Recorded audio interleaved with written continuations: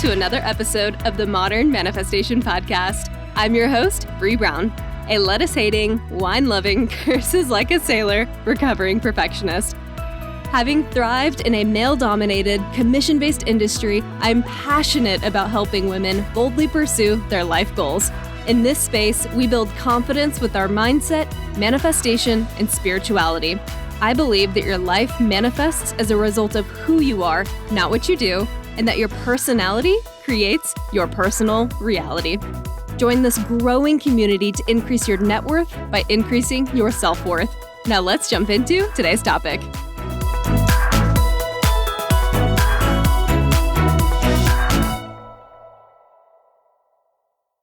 Hello, my beautiful souls, and welcome back to the Modern Manifestation Podcast. Well, y'all, it happened. Within 20 minutes of posting my last episode regarding the overall experience I had with ayahuasca, I received my very first 1-star review. I knew it would probably be coming. I expected as much. So if you are tuning into this episode, I assume that means you have already read the title. Maybe you even listened to the last episode and you are still here with me. So thank you so much for continuing to be a listener and supporting me and also understanding my perspective on these things. So thank you. And I knew this topic wouldn't be for everyone. So I'm choosing to view this 1-star review as a sign of growth because I don't feel like you've made it until you've had at least one critic in your life. In today's episode, we are continuing the discussion on my ayahuasca ceremony. You get the point. So in today's episode, as you've probably already assumed, having read the title and listened to my previous episode, if you had, we are going to talk about my first night with ayahuasca. And I also gave a lot of information about ayahuasca in the previous episode, so if this is the first episode that you're tuning into, go ahead and go back and listen to the previous episode, number 82, for more context. I think that'll really help set the foundation for what we're going to talk about in this episode. So in today's topic, as well as the two following, my goal is to recap each night individually, giving some details, because I don't think you need all the details. I don't think you need to really dive into my own personal issues, really. But I think it could be helpful because whenever I was preparing for my own ceremony, I could not get enough of other people's experiences, other people's encounters with the medicine. And one thing I would caution is be careful how much emphasis you put on other people's experiences because it will not be your experience. And I cannot reiterate that enough. Your experience will be entirely unique and custom to you. And what we don't want to do is have expectations for how the ceremony is going to happen for you because it won't meet those expectations because it will be radically different. And I think that's one thing I wish I had heard going into my ceremony was that mine won't be like anyone else's. Because I think a part of me just jumping into the unknown wanted a sense of clarity, wanted a sense of an idea of what I was walking into. So I read all these other people's experiences. I listened to their experiences. And because of that, I had a very specific idea of how mine would look. And night one was disappointing as a result because of what I thought I was going to experience and then what I actually experienced. Because I think we have a habit in our society of glorifying our experiences a lot of the times and or making it more glamorous than maybe it actually was. At the same time, I think that your expectation going into a journey like this will have an effect on what your actual experience is. And it can be a negative effect. And for me, that's really what happened. At the same time, that is exactly what I needed to have happened. So I don't regret it, but I do think that would give me a different perspective moving forward. If I were to say yes to another experience, another ceremony, I would go into it with a much more open mind, knowing that it would be radically different than all the ceremonies I'd experienced previously. And it will still be unlike anything that anyone else has ever talked about because each person is so different. And the experience, the journey is custom tailored to you every time. absolutely every time, to your past traumas, to your experiences, to your relationships, to your inner thoughts and your monologues, and in the things that are most important to you. All of that is weighing in on the experience that you have. So my first night, I think I was expecting my mind to just be blown by the experience. And instead, I had a much more physical experience, and it was uncomfortable. A lot of purging happened. And that was important for me to experience because, as I've mentioned in past episodes, I've always struggled to connect with my body. And it's something I've been working on. It's something I've healed quite a bit. And even though I have healed that side of me quite a bit, I still experience some discomfort with the mind-body connection. And so that first night, she made me sit in that discomfort. And so at first, I was resisting all of the physical sensations I was experiencing because I live in my mind, and focusing on my body can be really uncomfortable for me sometimes. Not only focusing on my body, but focusing on my body when it doesn't feel good is like an offense to my mind. It feels like an assault. So I'm very moody, very grouchy when I don't feel good because of this mind-body connection and something that I'm trying to work on. So that first night, it's almost like she had a sense of humor. She was like, I know this is what you've been working on, and you're not moving fast enough. So here you go. And I just remember feeling so uncomfortable that first night and so resistant to it. And here's the thing. Once you've consumed this plant medicine, and it's a step process, it's not just 1 cup and you're done throughout a ceremony. It's ongoing, and it takes commitment to continue to say yes to this experience when it gets really physically uncomfortable. So I was resisting it. It's funny because I just did the podcast episode about resistance too. And yet here I was relearning the same lesson, right? Because you just continue to cycle through the same lessons in life. And this was honestly a funny moment of, I actually thought about that podcast episode while I'm sitting there resisting and was like, oh my God, this is what's happening right now. This is exhibit A of this lesson coming back all over again to me in a different way, because you learn from that lesson and then it comes back again in a new package. And then you learn from that lesson and it comes back again in a new package. And that keeps happening until it's more or less worked through. And that's really what our life is about, is working through these individual lessons and all the different shapes that they take. And so I'm trying to talk to you guys about things that I'm constantly working on, knowing that none of these things are closed off with a bow for myself. They continue to be lessons for me.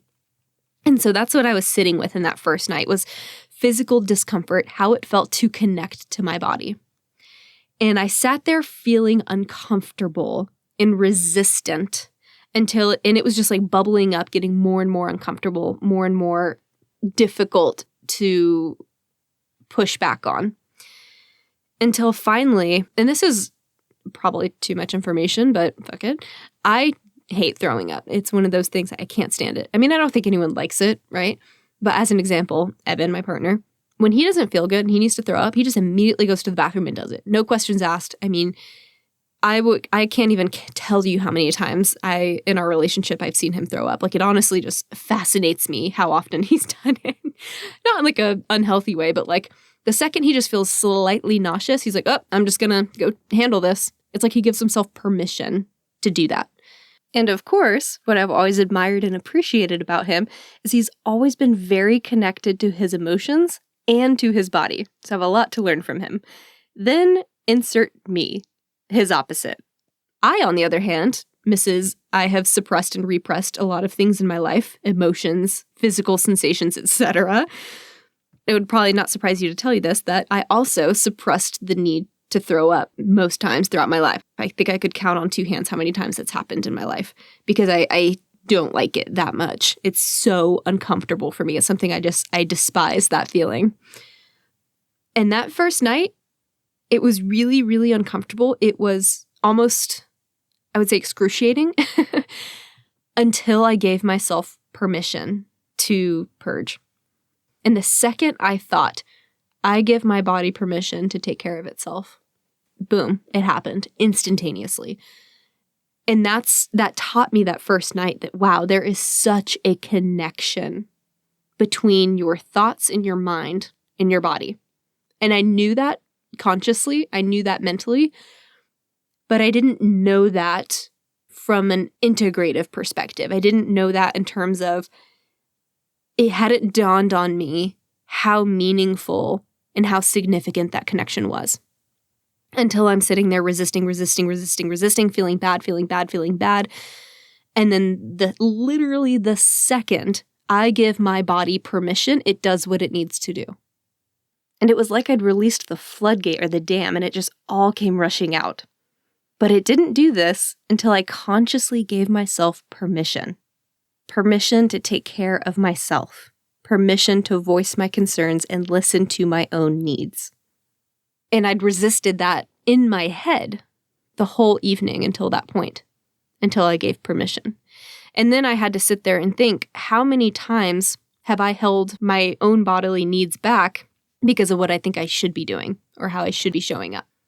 And so I had to sit with that first night. How have I not taken care of my body? How have I not shown up for my body in the way that I would like to? And so that was a really valuable connection for me, was I've worked on this and I have more work to do because here's how I didn't honor the needs of my body just now. And that was a really beautiful message for me to learn that first night. Not at all the message I wanted to learn. Not at all the experience I was hoping for. But it was the one I needed. And at that time, it felt disappointing because I thought the message was going to be so much more. But looking back on it, I'm thinking, what more could I have wanted?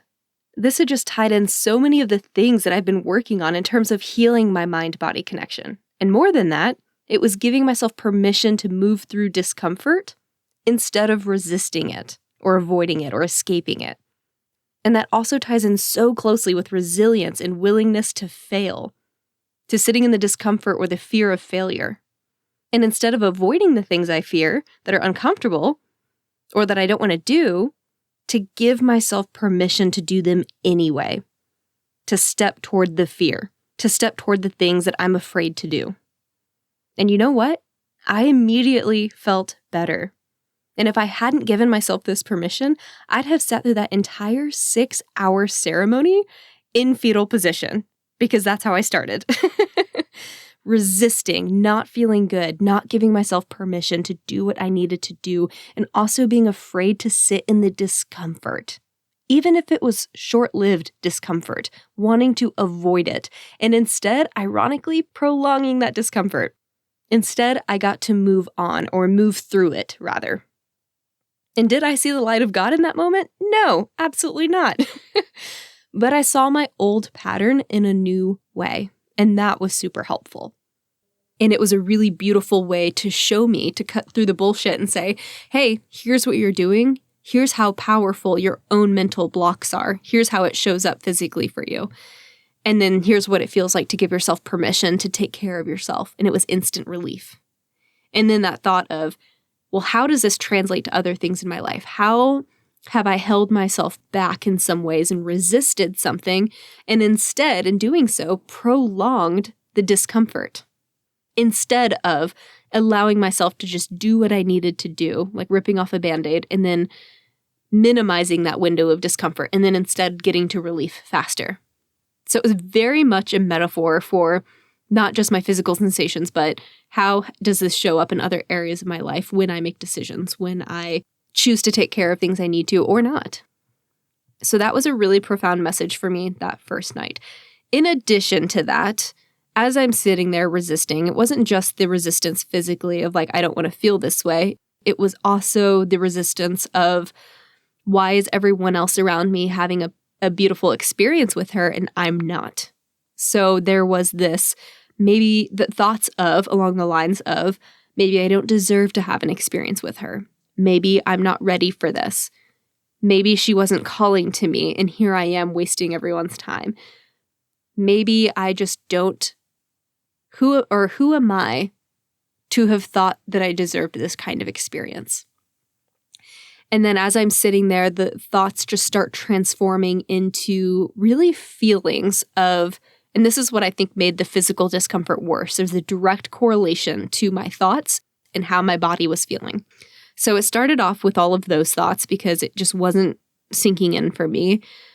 And then it started getting into thoughts of like worthlessness and self-hate and despair and wanting to prove myself and needing validation and all these really ugly things that we don't like to admit exist within ourselves.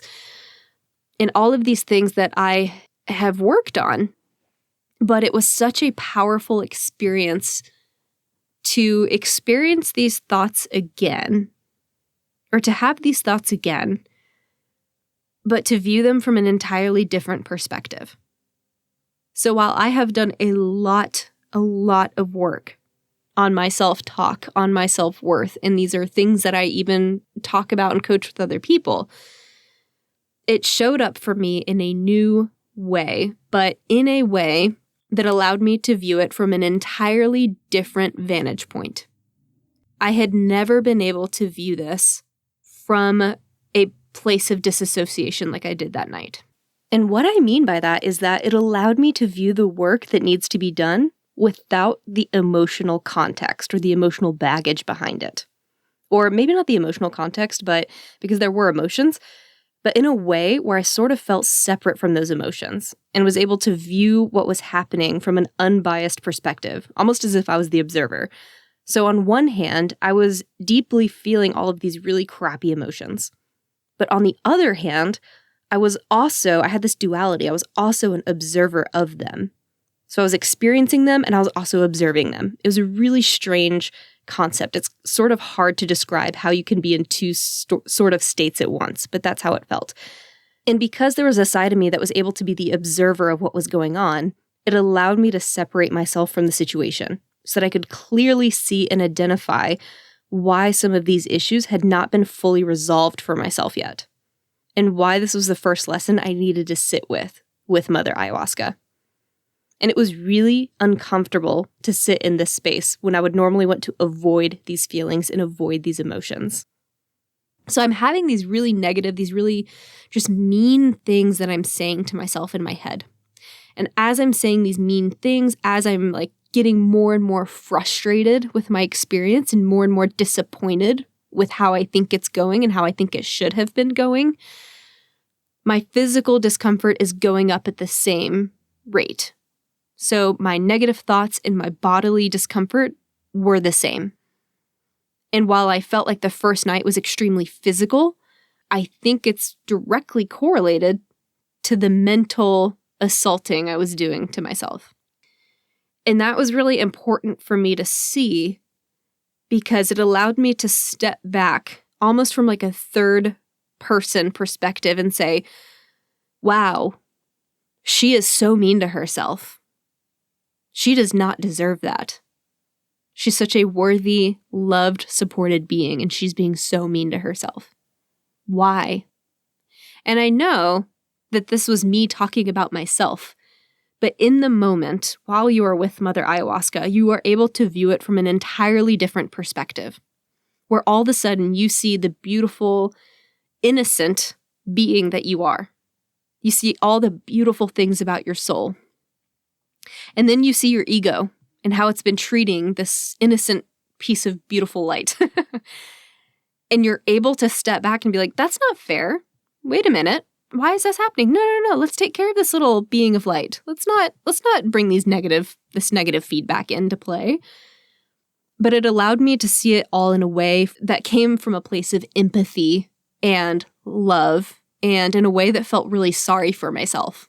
But in a good way, right? Like, I felt so bad that I felt the need to have those thoughts in the past, and that I felt the need to continue that negative streamline of thoughts or negative thoughts toward myself.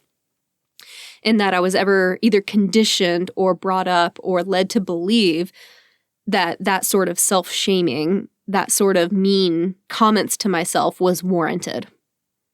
So it's like a part that was coming from that source energy, that place of love, being like, wow, I have so much love and empathy for this person. And I also know that this person is me. And so it was like this weird out-of-body moment of clarity on how I was treating myself and how I'd like to show up for myself instead. And that first night, ayahuasca was not extremely present. The second and third night, which I'll get into in my other episodes, it was like we had a dialogue back and forth. The first night, she kind of stayed in the perimeter. Like I felt her observing me from the outside. And I don't really know how to describe it, but let's say that like you're in a snow globe and like you're the main character in the snow globe, if you will. And as the main center of the snow globe, out of the peripheral, you can like see the observer on the outside looking into the snow globe and like kind of shaking it up a little bit. That's how I felt the first night. Like I felt like she was the observer on the outside. I was the little being on the inside in the snow globe getting shaken up. And so part of me was also frustrated because I was like, this is her telling me that I'm not worthy of her experience. Like she's not even willing to come in because you could feel her there, but there wasn't that direct connection that I was expecting or anticipating. And that also kind of led to a lot, this really streamlined process of being disappointed and frustrated, and then how that led to this negative self-talk, and then how that eventually led toward the end to this self-realization. And I'm so thankful for that first night because it pointed out to me the areas that I still needed to work on. And in my integration since then, I have treated myself radically different, but not just coming from the place of like, oh, I need to not talk to myself this way. I shouldn't talk to myself this way. Let me change that narrative. It's almost like the tendency to even talk to myself that way is just gone. And I know it could still be there. I know that I could go back to that old lifestyle, that old way of thinking, but I'm choosing not to. And that's a gift that she's given me, is that she showed me that that doesn't have to be the default setting. So it's almost like I felt like that first night she kind of like wiped away my default programming and was like, let's start over. And granted, I'm fairly recent out of my ceremony, and yet I've been able to continue this and move it forward. And again, that's why integration and offering yourself that period of rest afterward is so important. Because I think that you really are like a newborn baby or a fresh slate after having this ceremony. And the last thing you want to do is put yourself back into an environment that caused you to experience a lot of your default negative behaviors. And if I don't make time to integrate, this self-deprecating habit will return. Because like I said, I'm going to say this a million times, she doesn't do the work for you. She shows you how you could be. And so I'm really glad that I've been able to give myself the time before throwing myself back into work or into, relationships with family members that are challenging.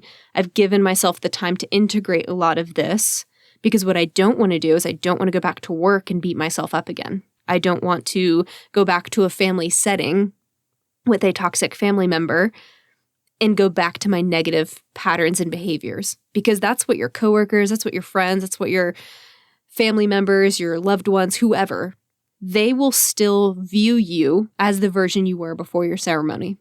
They will still view you as that person that has those aspects of themselves that are unhealed. And they will treat you as such. They'll treat you as the old version of you. The hard part is that you no longer feel like that person. You feel like you're showing up as someone entirely new. And so that's why it's really important to make sure that you know how you want to show up for yourself first. And you got that down before you start to show up with other people who are going to challenge you and going to make you decide whether or not you're going to go back into the old mold of yourself or the old version of yourself. And it's going to be hard to show up differently to some of these people because they might question why you're acting different. And you have to have the conviction in yourself to know how you want to show up and giving yourself that space to figure that out, who that person is and how that person shows up. So can't stress enough, give yourself that integration period following any sort of ceremony or really any major healing session. Anytime you have profound healing or lessons that have been discovered take time to integrate. Let that be a lesson from today's episode. And I'm really grateful that since my ceremony, my negative thoughts have been less intrusive. Still there, but significantly less intrusive. So this message goes beyond a plant medicine experience, which is why I bring this up. Yes, it applies to those kinds of experiences as well, but for you, or for us, this really applies to any healing we do for ourselves and allowing ourselves to integrate, regardless of the tool we use to get there. And a big part of that integration period after any sort of big healing is identifying who you are moving forward, knowing that the people in our lives have already labeled us with a certain identity. Not good or bad, just your best friend has an identity for you. Your partner has an identity for you. Your parents have given you an identity. Whatever those labels are. Examples of that could be someone that's always late, or someone that is always negative, or someone that is too sensitive or not sensitive enough. Whatever the label is, that's not really important. What's important to know is that as humans, we give people labels. And a lot of times it's really difficult for us to review those labels and to determine whether or not those are still appropriate for someone.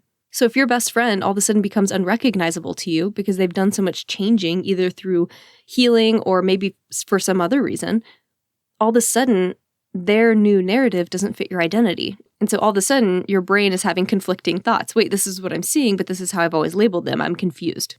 And so that's what's going to happen with the people in your life is when you're working to heal aspects of yourself, the identities that people have about us may no longer be true. And unless they're willing to evaluate those identities and change them or transform them in order to align with the new version of you, you're going to make them really uncomfortable.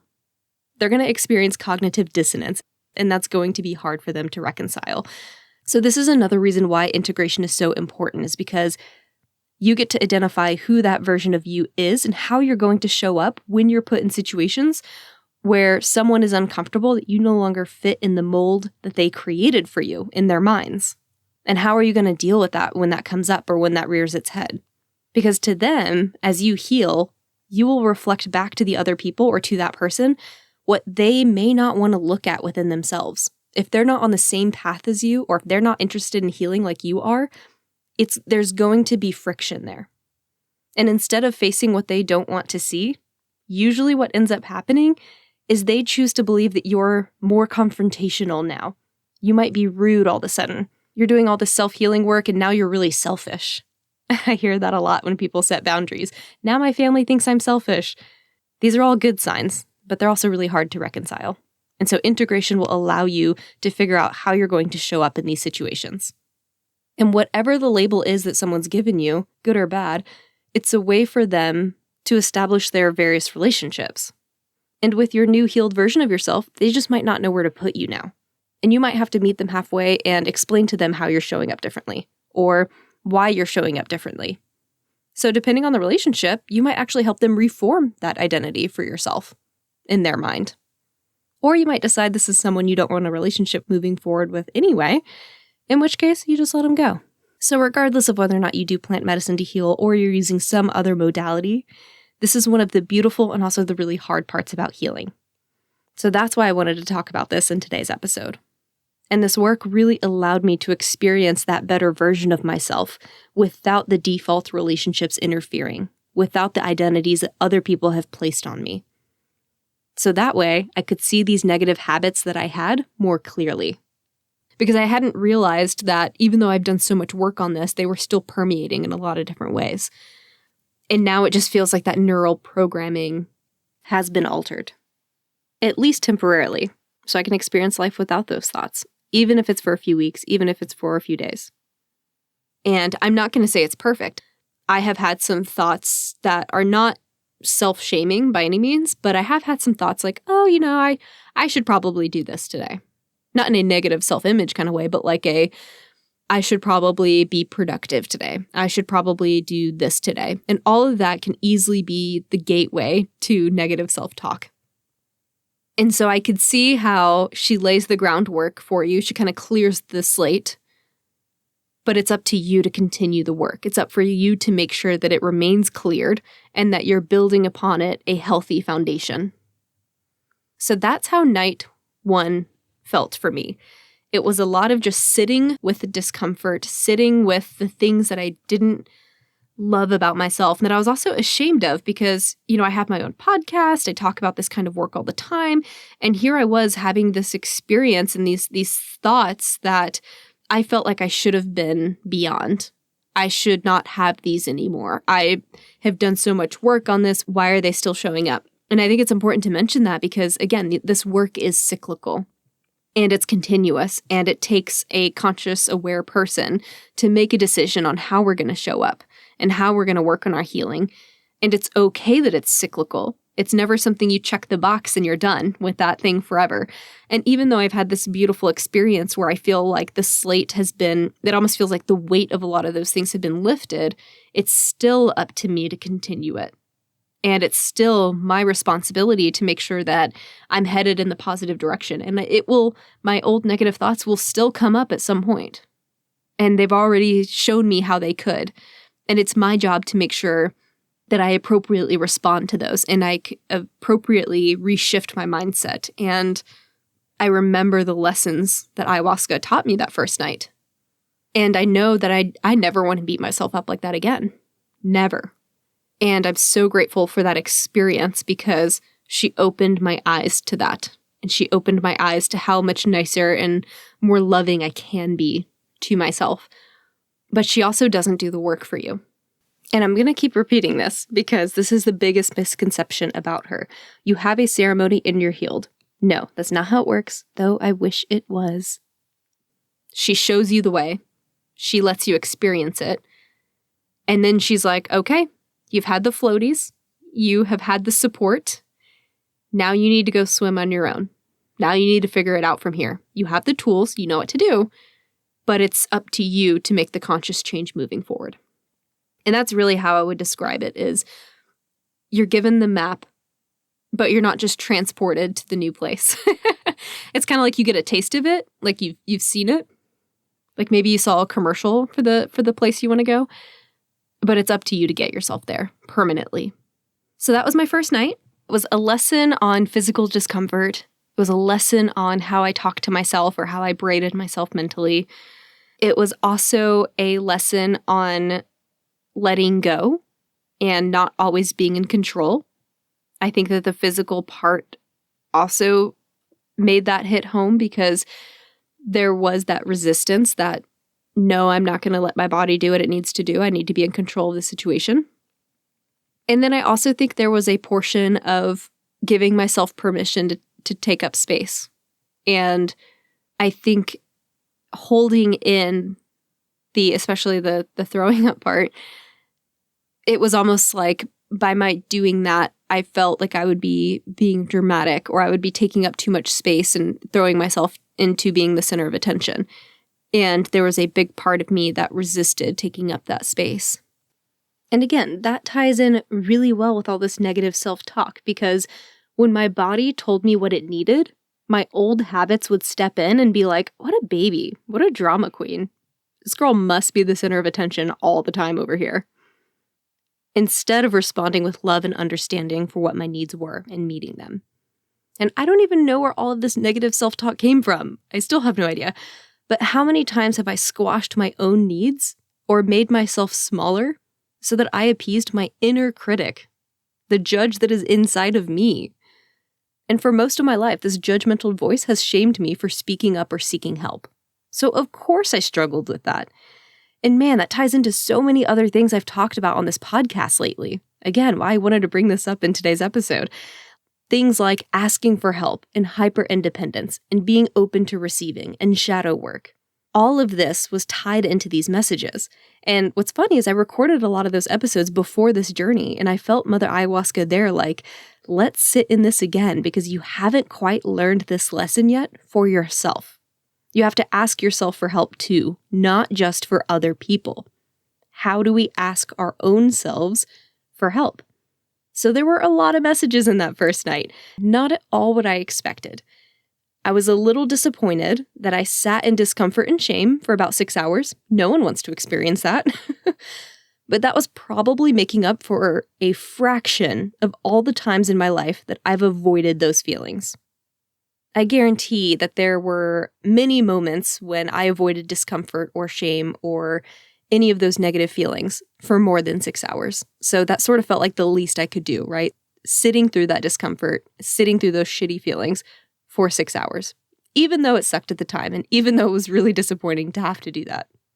There were also some other really deep and beautiful healing messages and visions that I'd received, but I'm going to file those details into my do not disclose category. So overall, the night was filled with messages, filled with lessons for me to learn about myself. So I hope this gives you some great things to think about. And if it does, I would love to hear your feedback. Let me know if any of this sparked any clarity for you, or if there's any lessons or takeaways that you have. Especially if you're not interested in a journey of your own, please use my story, my shitty story, to help you along your own path toward healing. If you're not interested in this kind of work, awesome. Hearing other people's stories will still give you some insights into things you might want to think about or things you might want to look at within yourself. And that's a really healthy way to utilize this episode if plant medicine doesn't call to you. And that's why I wanted to bring this for you all, because I think and I hope that the experiences that I had, the really tough experiences that I had, can teach you something meaningful. Otherwise, I don't know that it was worth it. I'm kidding. It was, but I'm going to keep saying that. Stay tuned for nights 2 and 3 if you're still interested in learning more about this journey. And again, if you have any questions, feel free to direct message me on Instagram. I'm happy to answer what I can. A lot of these things, the details I do want to keep private, but happy to answer any questions that you might have. Or if you had an experience of your own, would love to be that backboard if you're just wanting someone to talk openly with about your own experience as a part of your integration. Thank y'all so much for tuning in with me today. Have a fantastic rest of your week, and I will catch y'all in the next episode. I hope y'all enjoyed today's episode. If you want to check out the show notes, head over to www.themodernmanifestation.com/blog. If you're loving this podcast, please drop me a review, share this episode with a loved one, and follow me on Instagram @modernmanifestation. I love y'all so much, and thanks for listening.